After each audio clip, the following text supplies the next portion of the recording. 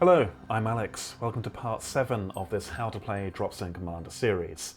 In the last video we talked about infantry and close quarters weapons, but in this video we're going to talk about scenery and how to kill it.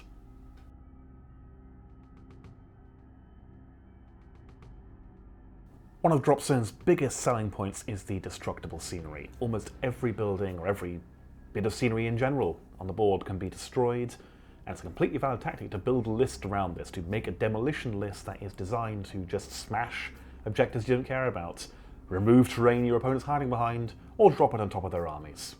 In some ways, buildings work just like units in the game. They have both an armor value and a number of damage points.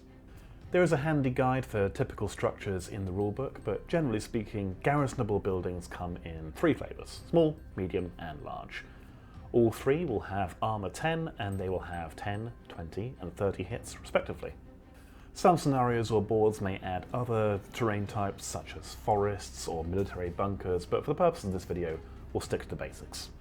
A building can be targeted in the exact same way as a unit. However, when targeting a building, your accuracy is set to just being a 2+. If you disembark this round, the disembark penalty still applies, so you'll be hitting on a 4+. Damaging works the same way as damaging units does, with you rolling a dice for every hit, adding the energy of the weapon, and trying to meet or beat the armor of the building, which again is usually going to be 10. However, buildings cannot be critted.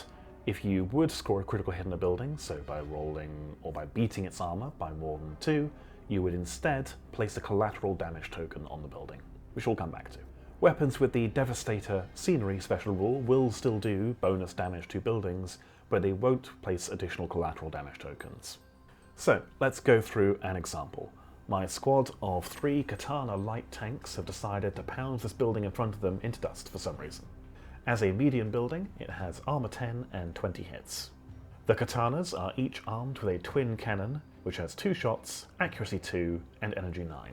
As the building does not have countermeasures, we can use our long range of 48 inches if we need to. So we roll to hit. Even if our accuracy were higher or lower, as we're targeting scenery, we just set our accuracy to 2+, and so we get 5 hits. We then roll to damage versus armor 10. A natural 1 will always fail, so a 2+ will do a point of damage. A 3+ will be a total of 12, so any 3+s won't do any bonus damage, but they will add a collateral damage token. So in this case, we've rolled a 1, a 2, 2 5s, and a 6, so we do a total of 4 damage and place 3 collateral damage tokens.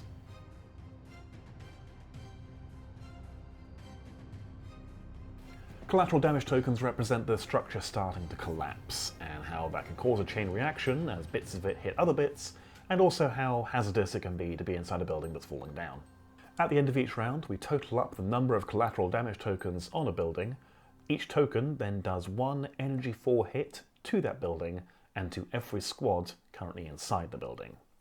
We roll 1 dice per token, and we apply that damage result to every squad and to the building itself. So, to continue our last example, we have 3 collateral damage tokens on this building containing a squad of Resistance Berserkers and 1 squad of our own Legionnaires. We roll 3 dice because we have 3 collateral damage tokens, and we get a 2, a 3, and a 6. These are energy 4 hits, so we add 4 to each result, giving us a 6, a 7, and a 10. The 6 is enough to hurt the Berserkers, who have armor 6. The 7 damages both the Berserkers and the Legionnaires, who are armor 7, and the 10 hurts the Berserkers, the Legionnaires, and is also enough to damage the garrison itself. Thankfully, collateral damage cannot crit, so when all is said and done, the Berserkers take 3 damage, the Legionnaires take 2, and the garrison takes 1. All collateral damage tokens are then removed, except for any that rolled high enough to damage the building, which stay into the next round.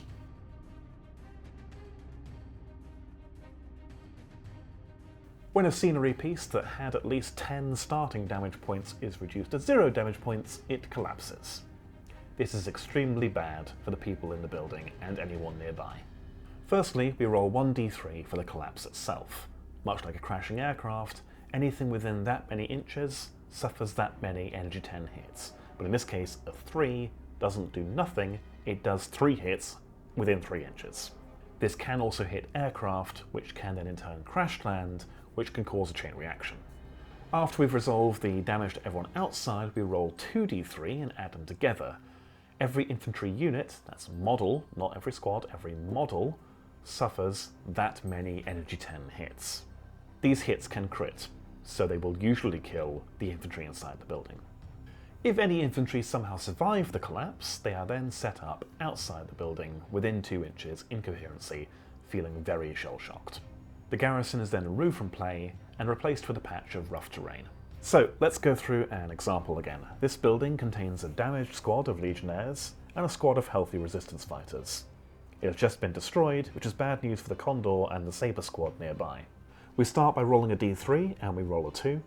This means that everything within 2 inches of the building takes 2 energy 10 hits. This kills the Condor, with its crash land fortunately not hitting anything else. It also hits one of the Sabres, but we survive due to our armor 15. We then roll 2d3 and get a total of 3. Every infantry unit in the garrison then takes 3 energy 10 hits. These can crit, and so quite unsurprisingly at armor 7, it wipes out the majority of the infantry.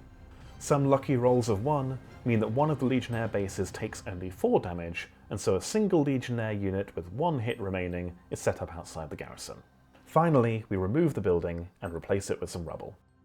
As you can see, buildings falling down can be really quite lethal for everyone involved. It can also be used to open up sight lines and lets you affect the battlefield in a way that's really quite unique to Dropzone.